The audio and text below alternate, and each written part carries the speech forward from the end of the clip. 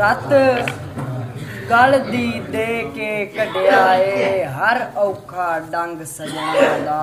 बहुत अच्छे।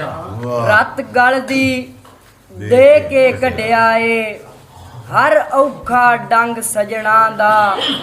अल्लाह जाने मुड़ क्यों बदल गया है मेरे नाल ओ रंग सजना दा। ते भावें जो पिया होवे मैं माजिद नहीं छड़ना संग सजना दा।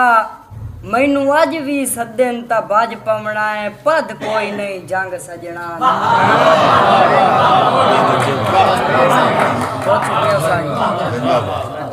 मैं माजिद राज हयाती दे वड्डी गलती कीती है दस के।